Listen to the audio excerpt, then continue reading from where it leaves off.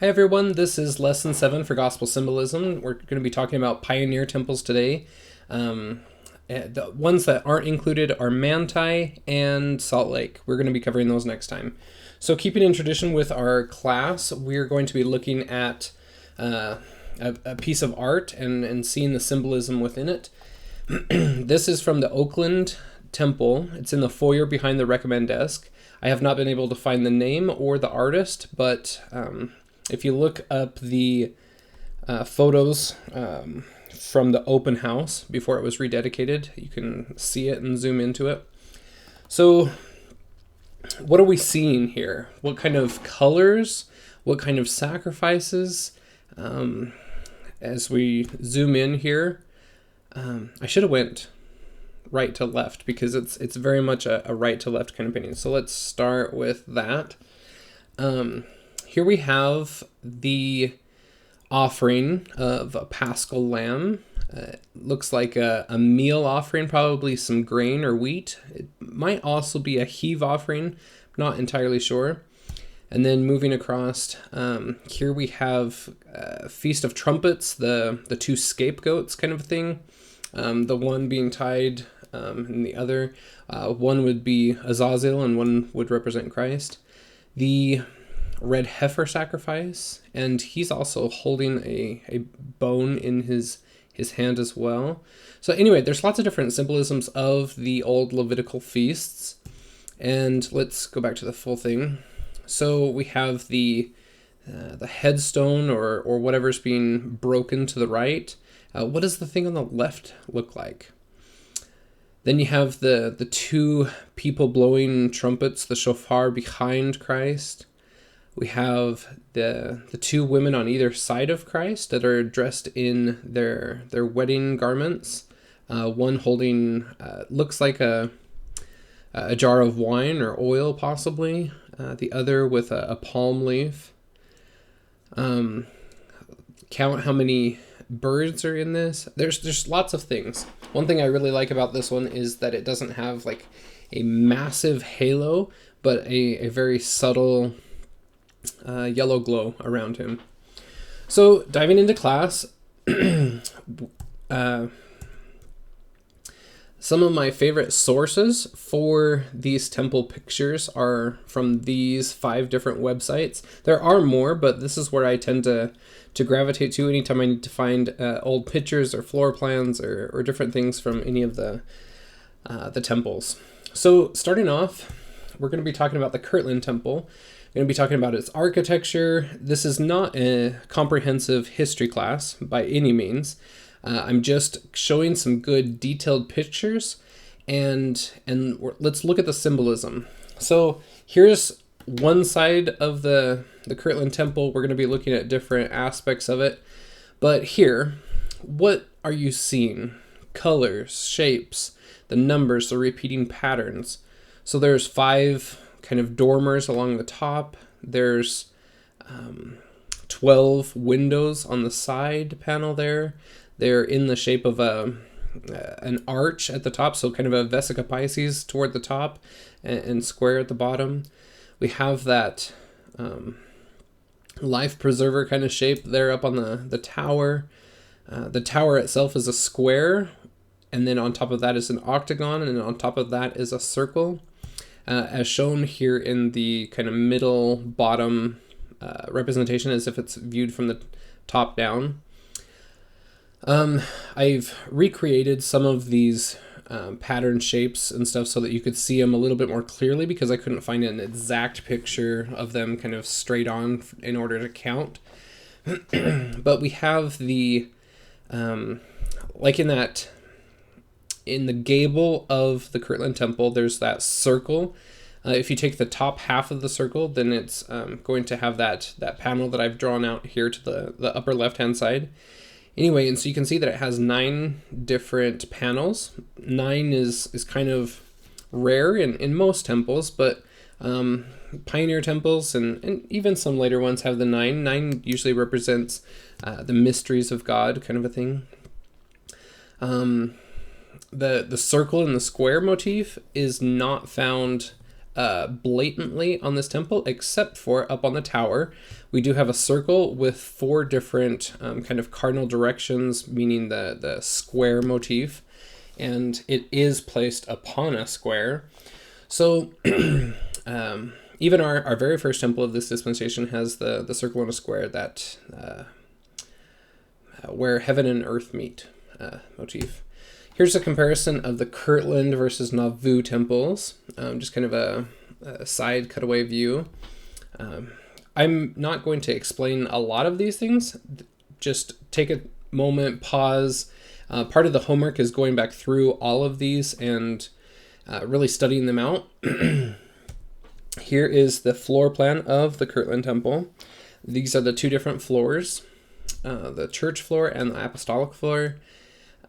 See if you see any patterns, the overarching motifs in there.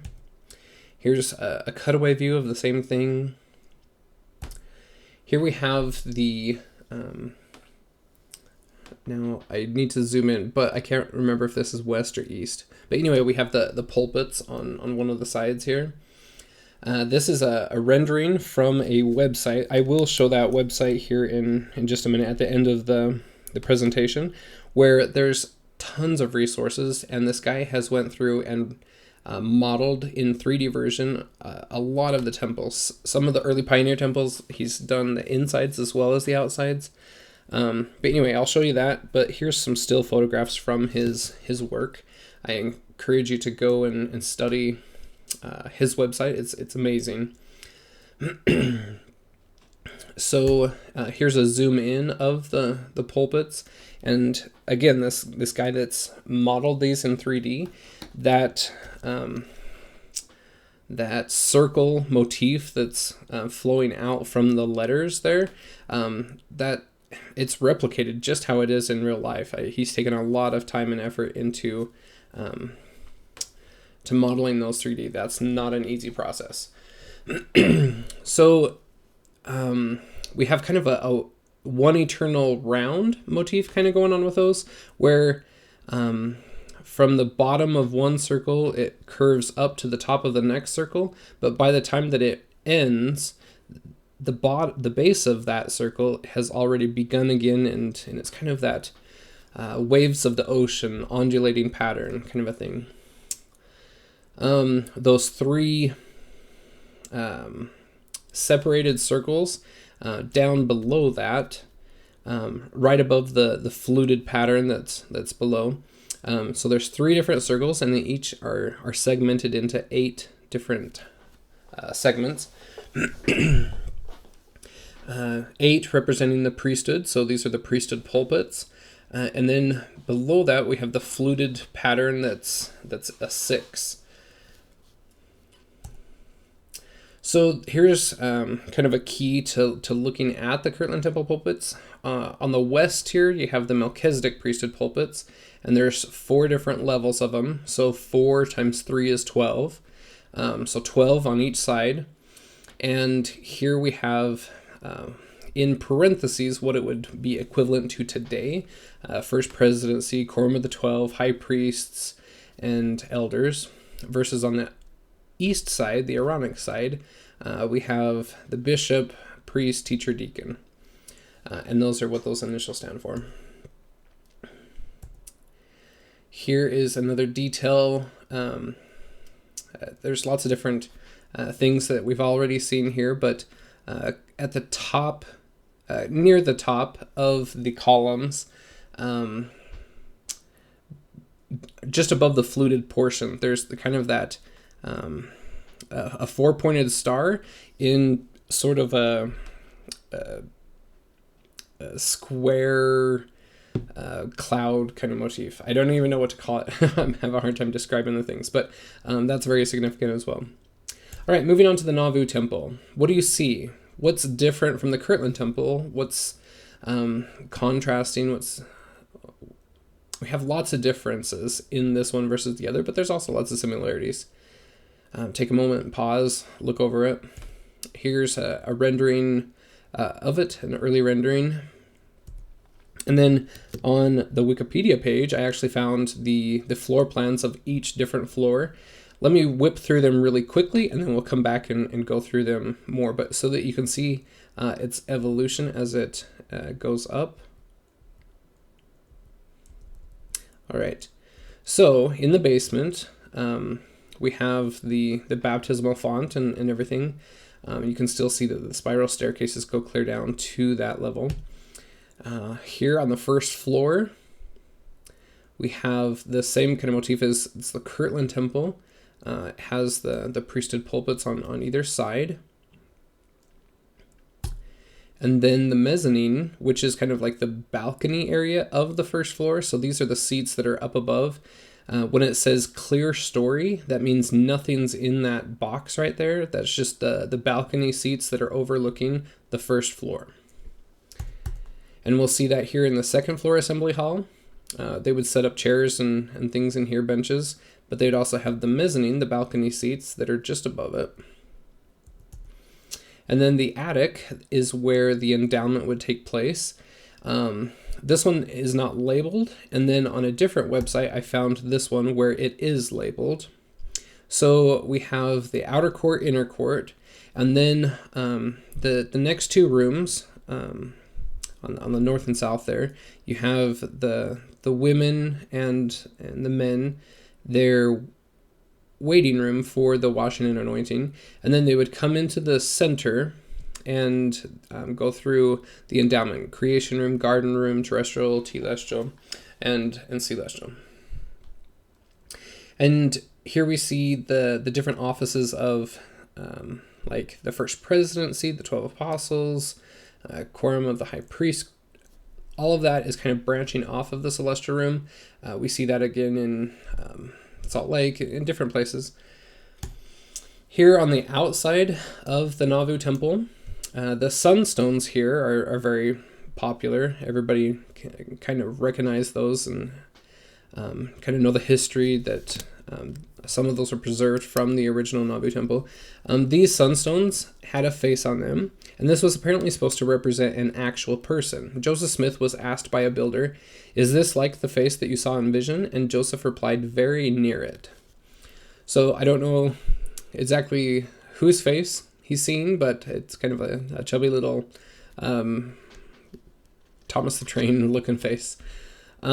So just above that, we have stars in the windows, stars on the side. And then if you look just above those, facing the ground, there's also repeated stars above each one of those others. And then above on the balcony by the handrails, we have a 6-pointed star. So below are 5-pointed stars, pentagrams, and up above we have 6-pointed stars. Then there are the moonstones, and those moonstones are located at the base of the temple. So let me go back to the original picture of not the original picture, the full out view of the temple. If you look there, each of the sunstones that it's on the temple go straight down, and those moonstones are at the base of those pillars.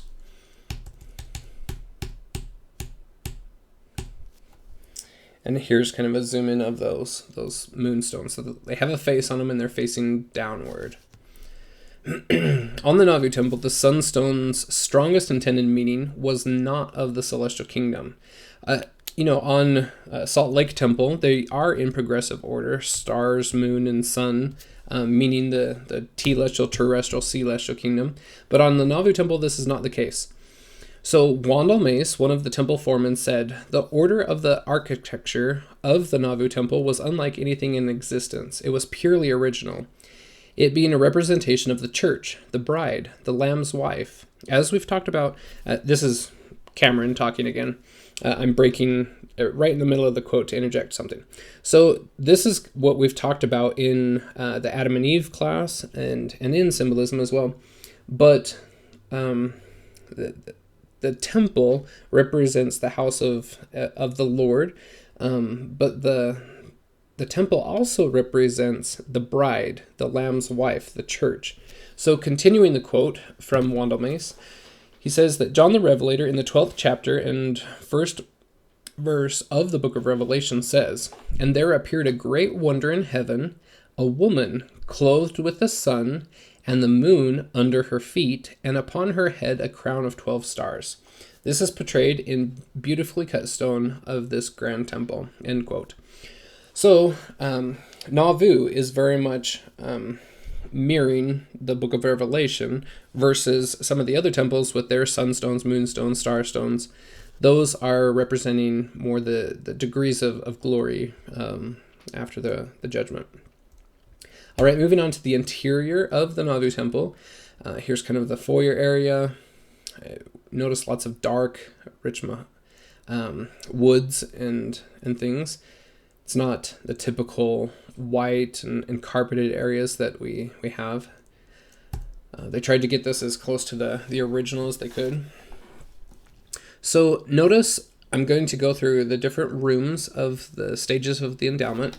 Notice some of the things that get more elaborate as the slides move on, as you progress through. Mainly that border up at the top. It gets more elaborate, and see what it transforms into be.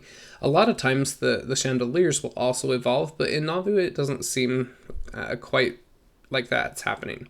Anyway, this is the creation room, the garden room, the world room, and then the celestial room. So notice in the celestial room, there's lots of colors and arrangements and things. Take a look at above the mirrors, the intricacy of that gold work, the shiny white marble of the arch above the window there. And if you'll notice, the pillars that are supporting the arch of that window are of the same sun, like the sunstones outside the temple, except these ones are a little bit different. They have acanthus leaves. They're hiding behind acanthus leaves. Which is highly symbolic. Look at the carpet, the stars, all of those different things, and pull out the symbolism there. There are spiral staircases, but there's also a hidden spiral staircase inside the bell tower as well in the Nauvoo temple. All right, moving on to St. George. What are the similarities? What are the differences? Take a look at all of those different things here. Take a moment to pause and look at them. Here's an early drawing of a cross-section of the temple. Here's a digital version of the cross-section. And just kind of, figuring out the different repeating patterns and things of this. I'm going to zoom in a little. What do you see with the windows that are different from the previous temples? What things are the same?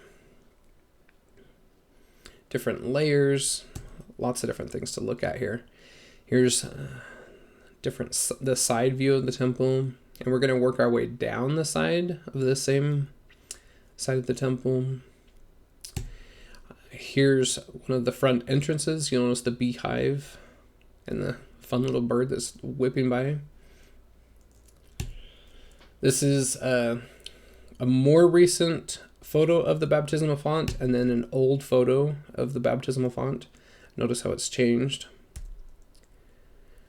That doesn't actually say anything significant. That watermark in the center of the image, that's not on the temple font. That's just part of the image. Sorry. All right, this is the creation room, the instruction room, the garden room, and then we're having another picture of the garden room just at a different angle. Notice the swan in this one versus the previous one, so you can kind of locate exactly where you're at. And then the celestial room. Oh, so going back. Sorry. Okay, so here in the garden room is the first time I've seen it, but look at the border across the top. So you have the quarterfoil and the star being repeated. Now going to the celestial room, same border, quarterfoil and star. And when we go to the assembly hall, we have that quarterfoil and star being repeated. Very interesting. So I'm going to go back to the celestial room, take that in, take a moment to pause and look at things if you want. The assembly hall, look at the pulpits, how they're a little bit different. In between each of the pulpits is a star. Those pictures, they have different ones. There's Lorenzo Snow, Heber C. Kimball, I believe Wilford Woodruff. I'd have to zoom in further to see those, but they're not necessarily just the presidents of the church. I wonder if those have changed. I have not been in the assembly hall. I'm not sure. And then the rose room of the St. George Temple is a ceiling room. I believe that it's not currently there, that they had the installation of elevators has changed the configuration of this room. But this room is rumored to be used as set apart as a Holy of Holies when the prophet was there. And we'll see that with lots of the different temples, that if there wasn't a specific Holy of Holies, that there was one set apart while the prophet was in town to use as such. So moving on to the Logan Temple, what are some of the similarities and differences that you see there? The windows, the keystones, all of these early pioneer temples are kind of fortresses with their battlements up at the top there. Very kind of medieval looking.